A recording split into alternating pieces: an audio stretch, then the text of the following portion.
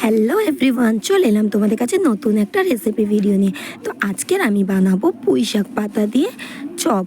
পুঁই শাক পাতাটাকে প্রথমে ঝিরি ঝিরি করে এইরকমভাবে কেটে ভালো করে ধুয়ে তার মধ্যে বেসন দিয়ে দিতে হবে। বেসনটাকে ভালো করে দিয়ে মাখিয়ে নিতে হয় প্রথমে, নয়তো বেসনটা না ডেলা পাকিয়ে যেতে পারে।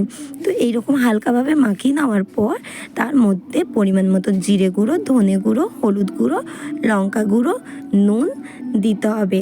তোমরা মন করলে ওর মধ্যে কাঁচা লঙ্কা কুচিও দিতে পারো। আমাদের এই চপটা বাচ্চারা খেতে খুব ভালোবাসে, আমাদের বাচ্চারা একটুও ঝাল খায় না, তো তার জন্য আমি কাঁচা লঙ্কাটা দিলাম না। তো তোমরা মন করলে এর মধ্যে কাঁচা লঙ্কা কুচিটা দিতেই পারো। দিয়ে তারপর এগুলো সব উপকরণটাকে ভালো করে মাখিয়ে নিতে হবে। দেখো এইরকমভাবে মাখিয়ে নিতে হবে, কিন্তু এর মধ্যে একদম সামান্য একটুখানি জল দেবে, বেশি কিন্তু জল দেবে না, একদম সামান্য একটু জল। দেখো আমি কীরকম হাতে করে নিই কেমন জল দিয়েছি, কারণ এর মধ্যে থেকে জল বেরোবে পাতাটা থেকে। তো এইরকম ভালো করে জল দিয়ে মাখিয়ে নেওয়ার পর প্রায় 10 থেকে 15 মিনিট ঢাকা দিয়ে রাখতে হবে। 10 থেকে 15 মিনিট ঢাকা দিয়ে রাখার পর দেখো এটা কীরকম হয়ে গেছে। তার মধ্যে পেঁয়াজ কুচি দিয়ে দিলাম, পেঁয়াজ কুচি দিয়ে আবার এটাকে ভালো করে মাখিয়ে নিতে হবে। দেখো কীরকম জল বেরিয়েছে, কীরকম জল জল হয়ে গেছে। দেখো আমি কিন্তু এর মধ্যে বেশি জল দিইনি, হ্যাঁ তার মধ্যে থেকে জল বেরিয়েছে, ঢাকা দিয়ে রেখেছিলাম এতক্ষণ, পাতাটা থেকে জল বেরিয়েছে। তো সমস্ত এরকম নরম নরম হয়ে যাওয়ার পর তারপরে কড়াতে আমি সামান্য একটু তেল দিয়ে দিলাম, বেশি তেল না কিন্তু সামান্য একটু তেল দিয়ে ওটাকে গরম করতে হবে।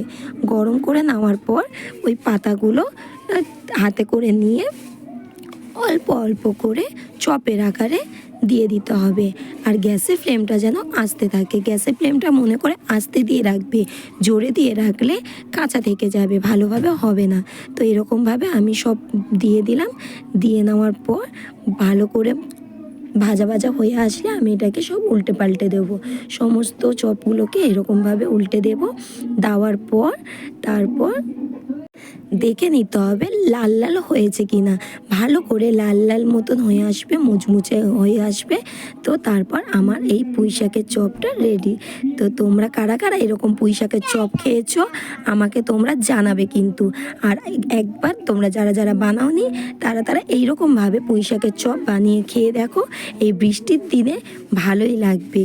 আমি বলছি তোমরা একবার বানিয়ে খেয়ে দেখো, খুব সুন্দর লাগবে। তো আমার ভিডিওটা তোমাদের কেমন লাগলো একটু কমেন্টে জানিও। Tata, bye bye.